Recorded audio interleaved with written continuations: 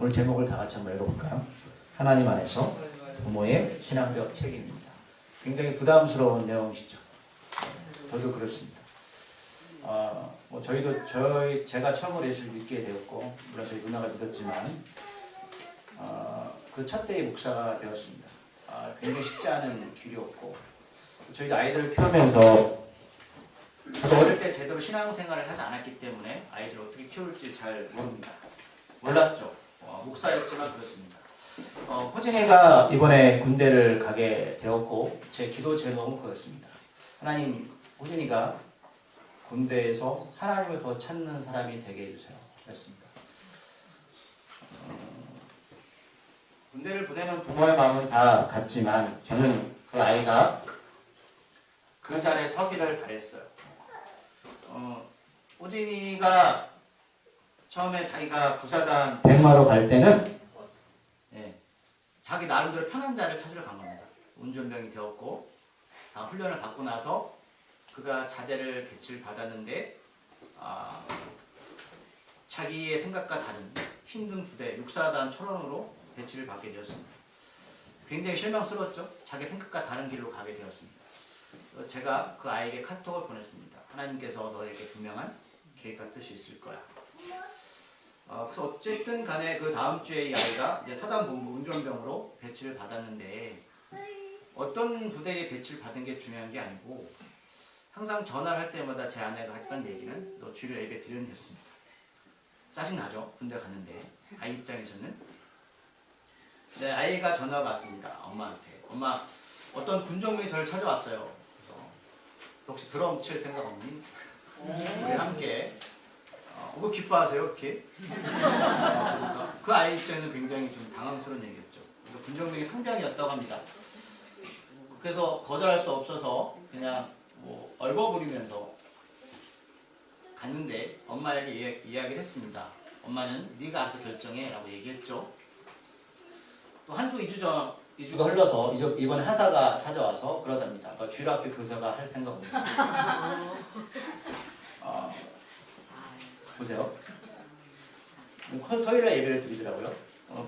부대에 있는 교회들은 흔치 않아서 나가서 예배를 드려야 되는데 네가 알아서 해 그랬습니다. 호진이가 하는 얘기가 좀 그래도 해야 될 것 같아요 라고 답변을 했습니다. 여러분, 제가 이렇게 말씀을 드리는 건 부모가 아이를 키우면서 저도 그렇지만 가장 중요한 게 신앙입니다.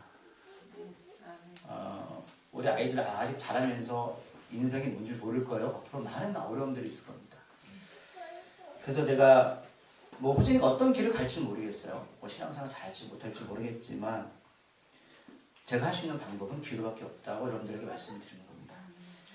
오늘 본문의 이야기는 예수님 어린 시절의 성경의 기록인데, 성경을 읽어보시겠지만 예수님 어린 시절 기록은 거의 없습니다.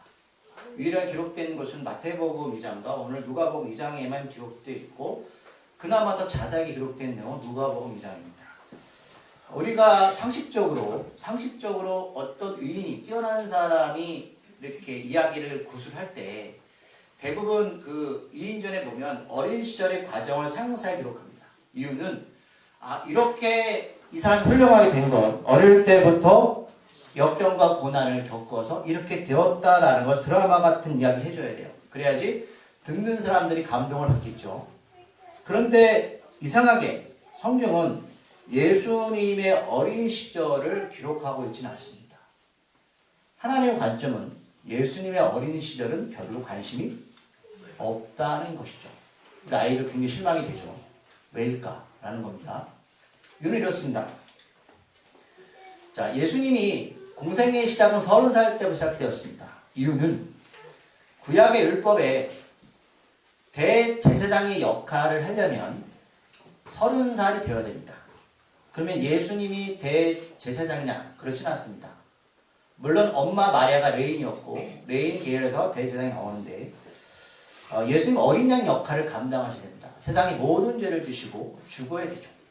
그러면 제사장이 어떤 역할을 하냐면 성전 안에서 소나 양을 제물로 드릴 때에 그 안수 역할을 하는 게 대제사장입니다. 그게 30살이었습니다. 물론 이제 시간이 가면서 나이가 줄어들긴 했습니다. 자, 세례 요한은 대제사장이었죠. 그리고 마리아, 예수님의 육적인 엄마 마리아의 언니 친척이 바로 그 세례 요한의 엄마였습니다. 조카였죠. 세례 요한은 예수님보다 6개월 먼저 태어났습니다. 그러면 예수님이 구약에 있는 예언적인 성취, 어린 양의 죽임을 당하려면 대제사장으로부터 세상의 모든 죄를 전가받아야 되는데 그 나이가 30살이 되어야 됩니다. 그 세례 요한과 예수는 6개월 차이 나기 때문에 성경은 30살 이후의 기록이 자세히 기록되어 있고 그 전의 기록은 없습니다. 그래서 오늘 본문의 이 30살 이전 가운데 예수의 모습을 가장 자세하게 볼 수 있는 건 바로 누가복음 2장 이 말씀입니다. 자, 그렇다면 우리가 이 말씀 가운데 왜 하나님은 이 짧은 어린 시절의 말씀을 유일하게 자세히 기록했을까라는 걸 좀 유추해 봐야 되죠. 주님은 하나님이셨지만 육으로 이 땅에 태어나셨습니다. 그래서 오늘 40절에 보니까 이렇게 기록하고 있습니다. 읽어볼까요? 아이가 자라며 강하여지고 지혜가 충만하며 하나님의 은혜가 그의 위에 있더라. 네. 자, 우리 엄마 아빠들이 말씀 읽으면서 어떤 단어가 가장 마음에 닿으세요? 강하여지고 지혜가 충만하며 하나님의 은혜가. 자, 그렇다면 우리가 강하다, 지혜가 충만하다 이런 의미는 알겠지만 하나님 은혜가 그에게 있더라라는 이 부분은 어떤 의미일까 좀 생각해 보셨나요? 자, 은혜라는 거 이 말씀을 원어에 보면 영어 성경에 보면 뭐라고 이렇게 기록하고 있냐면 하나님은 그를 축복했다라고 기록하고 있습니다. 예수님은 하나님이시잖아요. 그럼에도 불구하고 성경은 그 육적인 예수를 하나님이 축복하셨다라는 겁니다. 기도하십시오. 하나님 우리 아이들이 하나님의 축복받는 사람이 되게 해달라. 저는 이미 다 컸는데요. 손자손에 있으세요. 하나님의 축복받는 아이가 되어야 됩니다. 그러면 이 축복이 뭐냐면 우리가 다윗을 통해서 알 수 있습니다. 다윗이 하나님부터 받은 여러 가지 복이 있지만 가장 큰 축복이 뭐냐면 하나님께서 말씀하셨어요. 내가 너의 후손을 통해서 영원한 왕조를 세우겠다. 왕을 세우겠다. 이 왕이 누구냐면 바로 예수님이셨습니다. 만왕의 왕. 그렇다면 오늘 이 말씀은 하나님을 도는 그 축복이 뭐냐? 나만 예수 믿는 게 아니라 우리 후손들이 대대로 예수님이 우리의 삶의 왕이 되신 겁니다. 이 축복이요. 이게 가장 큰 축복입니다. 물론 이게 내 마음대로 될 수는 없습니다. 하지만 우리가 아이들에게 끊임없이 신앙훈련을 시키고 그들에게 말씀을 가르치는 것은 여기에 있는 겁니다. 유대인들이 수천 년의 역사를 통해서 하나님의 말씀과 하나님의 법과 그 신앙이 계승된 것은 저절로 된 게 아니라 끊임없이 그 아이들을 신앙훈련을 시켰기 때문입니다. 예를 들면 하나님께서 구약에 초막절, 유월절, 칠칠절을 지키라고 말씀하셨습니다. 대표적으로 초막절. 이게 어떤 절기냐면 이스라엘 백성들이 애굽에서 탈출해 하나님의 은혜로 광야 살 때에 집이 없으니 나무와 식물을 가지고 광야 가운데에 그 집을 지었습니다. 그런데 어떻게 집을 짓냐면 대신 하늘을 볼 수 있게 만들었습니다.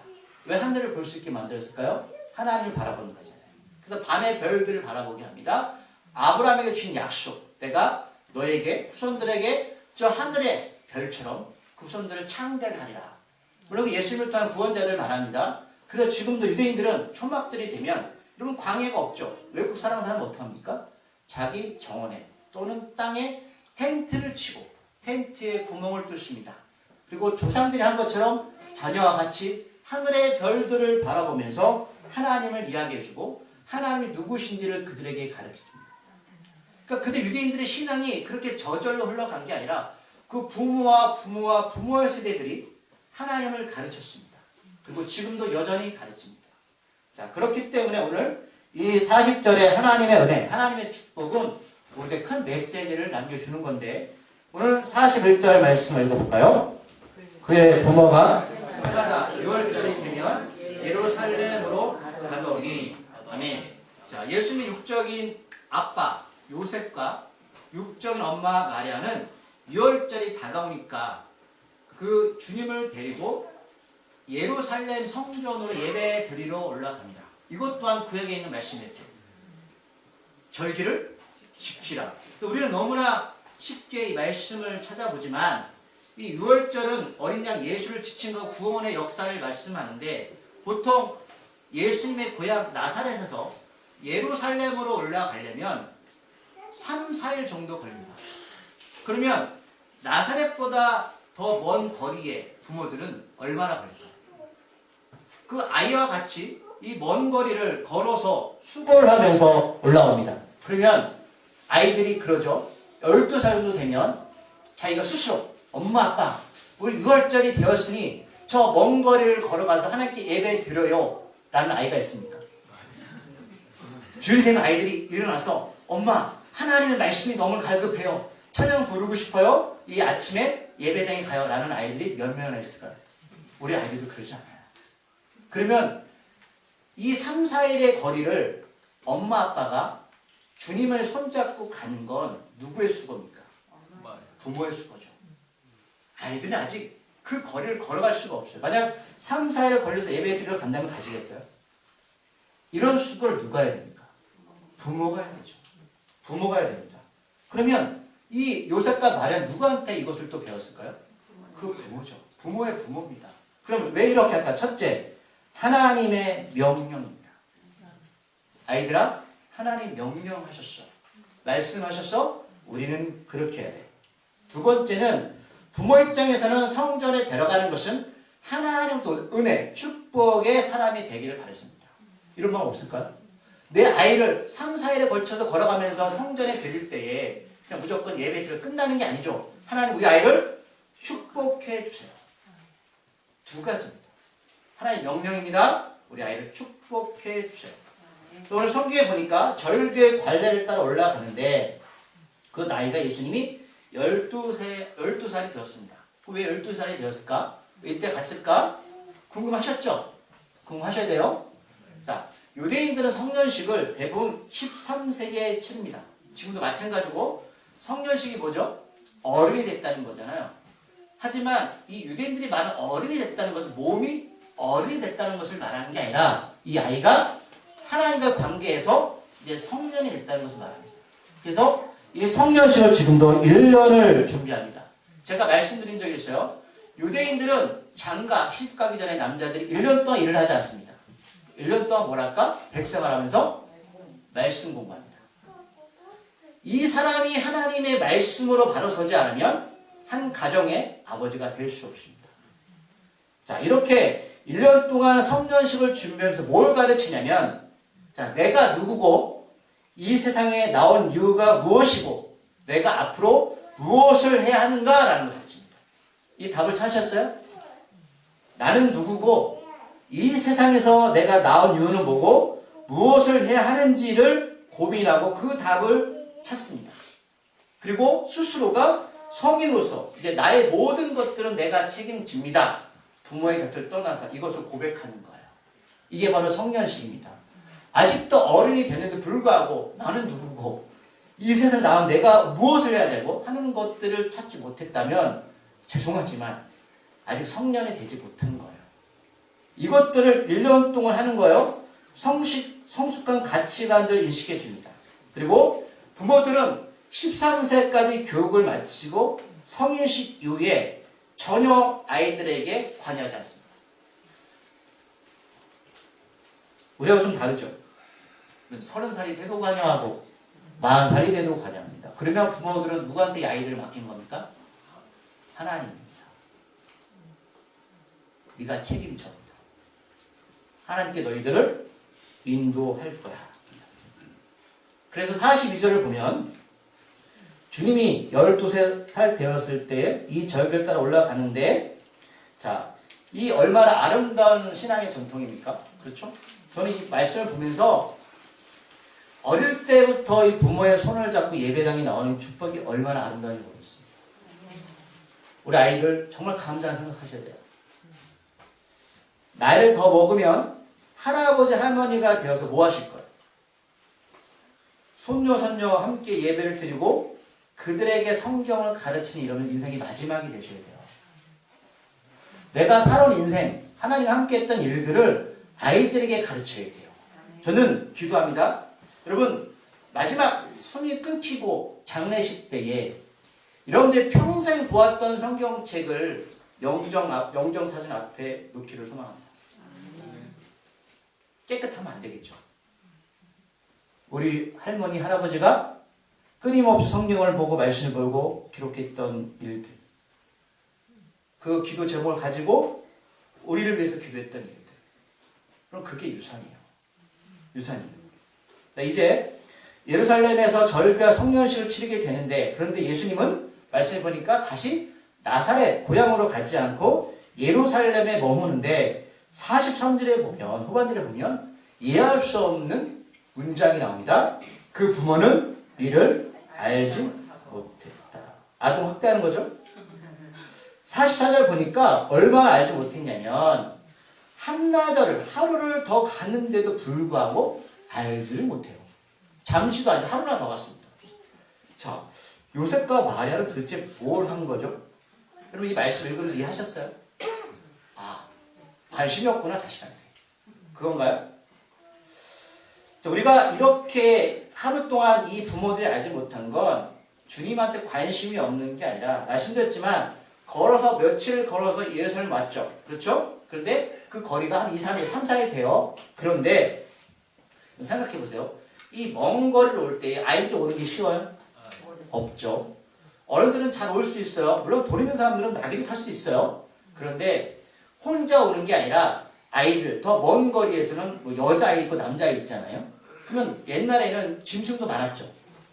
도둑도 많았죠. 위험하죠. 뭐 어떻게 하실 거예요? 가족만 움직일 수는 없죠. 그래서 친족, 아는 사람을 모읍니다. 비슷한 걸 모아요. 그리고 앞뒤로는 장정들을 세우고 가운데 누구 세울까요? 여자아이나 여자들을 세웁니다. 그래야지 며칠을 걸어가면서 어떻게 해요? 보호할 수 있어요. 자, 이렇게 세국으로 이동하는데, 그럼 예루살렘에 올라올 때는 예수님은 어디 위치에 있었을까요? 가운데.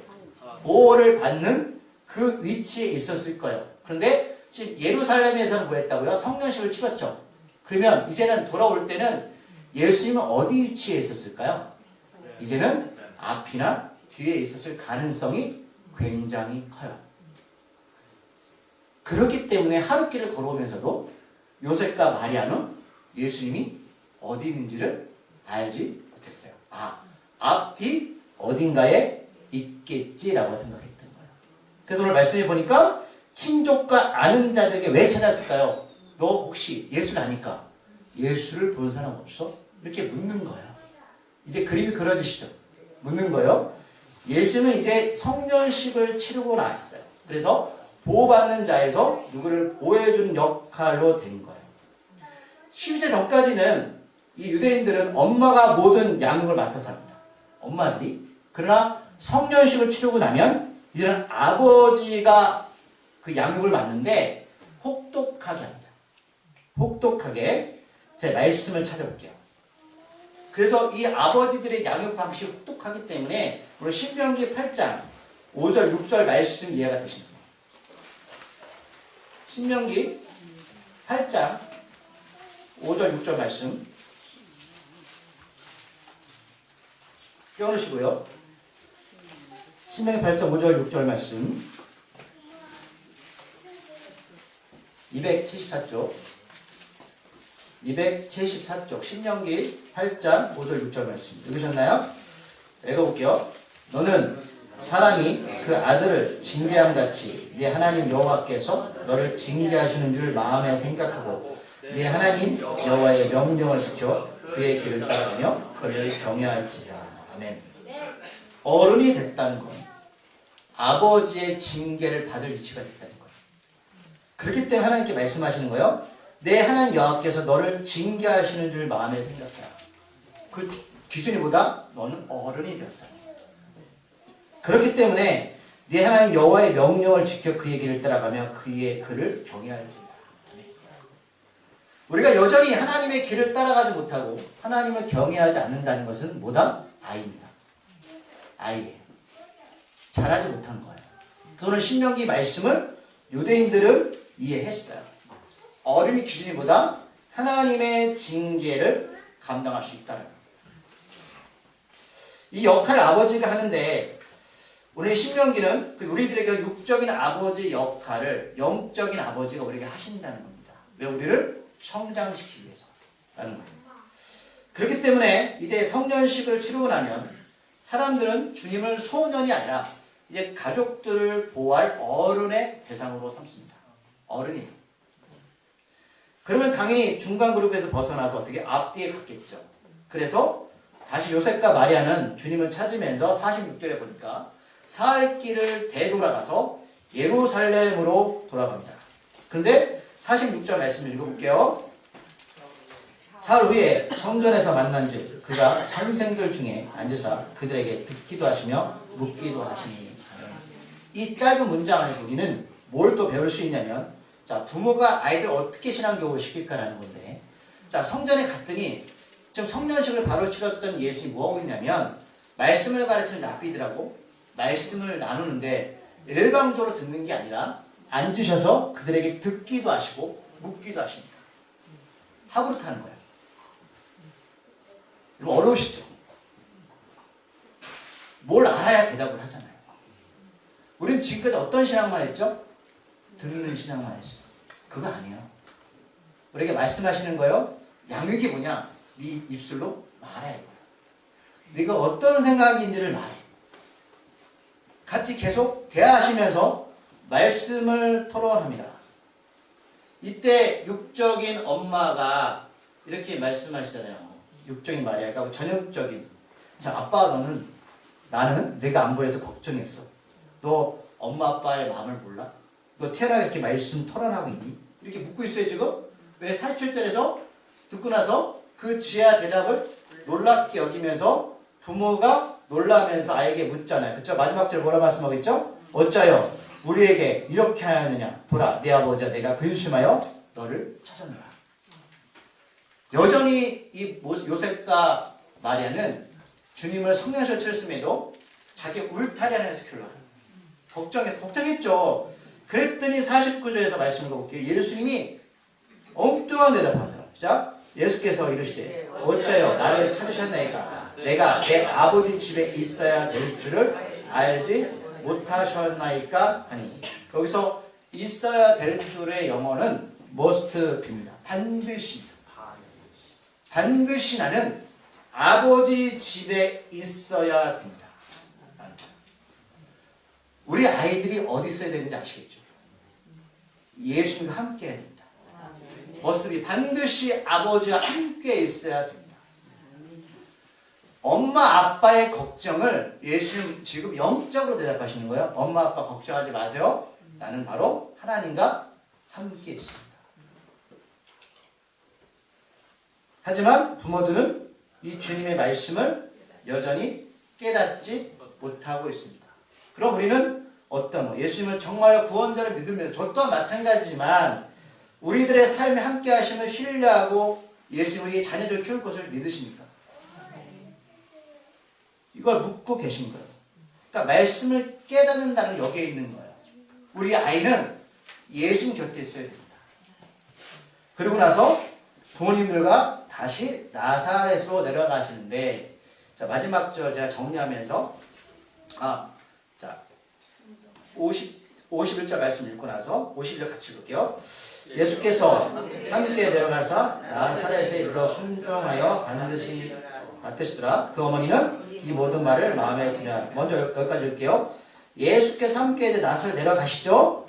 순종하여 받으시더라 라고 말씀하고 있는데, 그러면 뭘 순종했다는 걸까요?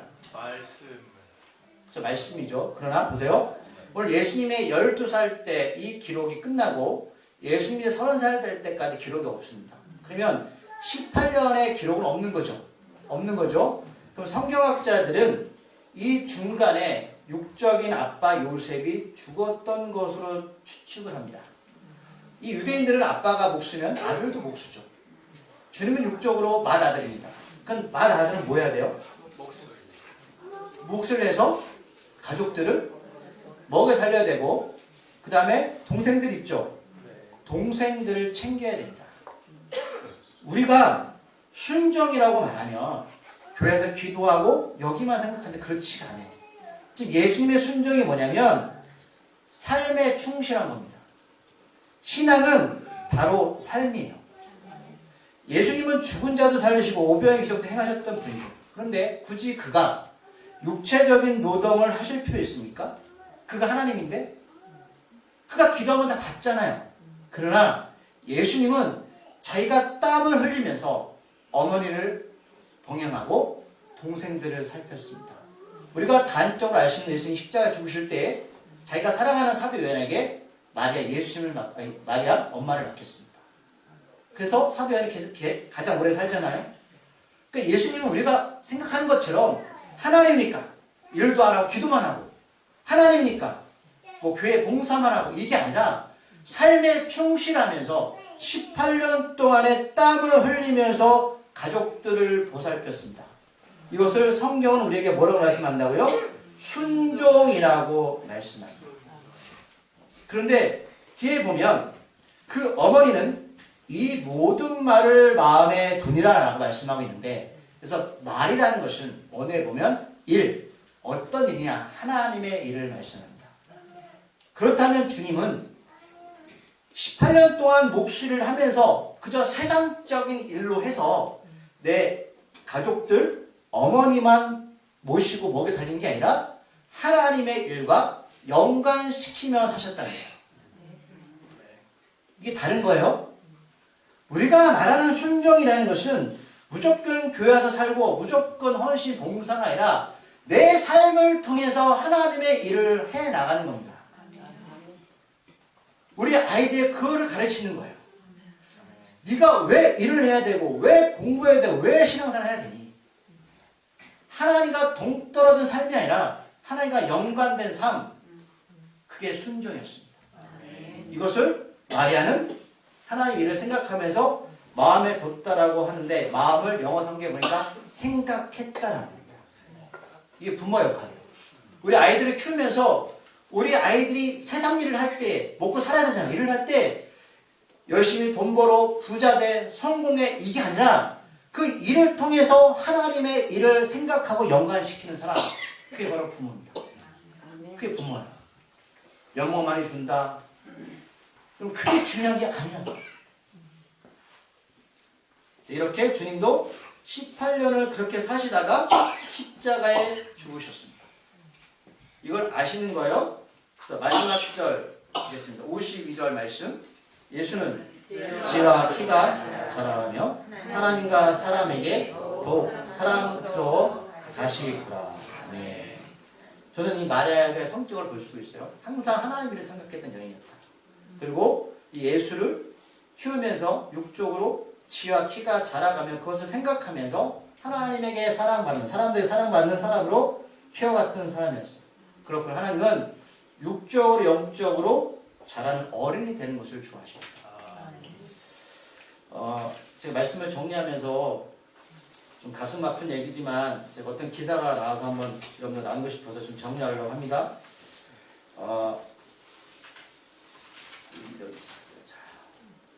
지난 28일 날, 4월 28일 날 그 부산에서 어린이 보호국에서 뉴스 보셨을까요?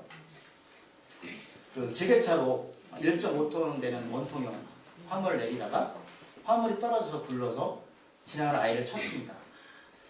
그 아이가 초등학생이었는데 그 아이가 그 자리에서 그만 즉사하고 말았습니다. 이 아버지가 글을 썼어요. 글을 올렸는데 이렇게 썼습니다. 자, 스쿨존 사고를 보면서 뉴스에 나오는 다른 사람의 일로만 생각했다며 이런 일이 우리 가족에게도 생길 수가 있구나. 지금도 실감이 나지 않는다고 오늘 뗐습니다. 그러면서 사고 희생자로 예양이 불리는 우리 아이에 대해서 기억하고 싶다며 생전 딸의 사랑스러웠던 모습을 추억하는 긴 글을 남겼는데 이분이 쭉 글을 쓰다가 이렇게 글을 썼어요. 공부하다가 태블릿으로 유튜브를 보다가도 갑자기 엄마에게 와서 안아달라고 강아지처럼 기다리면 아이 엄마가 가슴이 터지도록 한참 안아줬다. 마지막에 그 모습을 보면서 매일 평범한 일상에 행복했다. 이 단어에서 마음이 아팠는데 매일 평범한 일상에 행복했다. 이게 무슨 의미인지 아시겠죠? 오늘 아침에 출근하고 일하고 학교에서 공부하고 학교에 도로하고 저도 그렇지만 그것을 그냥 우리 일상의 평범함으로 생각했잖아요. 근데 누구한테는 이게 일상의 평범함이 아니었어요. 네 아이를 보면 저 아이도 공부 잘하고 똑똑하고 내 아이를 보면 공부 못하는 것 같고 뭔가 부족하고 그럼 그렇지가 않아요. 하나님은 우리 아이들을 가장 감당할 수 있는 사람한테 맡긴 거예요. 물론 내가 볼 때는 부족하죠. 또 우린 잘 살고 있나요? 그러면? 우린 정말 잘 살고 있어요? 못하잖아요. 매일 평범한 일상에 행복했다. 그러면 그 평범한 일상을 감사함으로 사시기 바랍니다. 이분은 평생 이거를 견딜 수 없는 날들을 보내실 거예요. 우리 아이들 사랑합니다. 사랑해요. 우리 부모 역할, 우리 할머니, 할아버지 역할 잘 하시기 바랍니다. 기도하시겠습니다. 하나님 아버지, 오늘 우리가 이 땅에 살아가면서 예수님의 짧은 기록이지만 부모로서의 신앙적 역할을 잘하기를 소망합니다. 우리가 지금까지 살아오면서 육적인 것에만 마음이 쏟아서 예수를 모르는 사람들과 똑같이 아이들 데리고 또 그게 세상의 성공인 줄 알았습니다. 물론 그것도 중요하지만 정말 중요한 건 영적인 것입니다. 우리 아이들이 오늘 말씀처럼 하나님의 축복을 받아 나만 예수 믿는 게 아니라 우리 아이들, 그 아이들 다음 세대까지 예수를 믿는 가정이 되게 하여 주시옵소서. 하나님 어른답게 살게 하여 주시옵소서. 어른답게 생각하게 하시고 오늘 마리아처럼 어떤 일을 할 때 항상 그 일을 하나님의 일과 연관되고 생각하는 부모가 되게 하여 주시옵소서. 말씀을 듣는 것에서 끝나는 것이 아니라 말씀을 서로 묻고 대하면서 우리 아이들이 이 세상 살아갈 때의 능력이 될 수 있도록 그 부모 역할을 감당하게 해주시옵소서. 예수님의 이름으로 기도드립니다.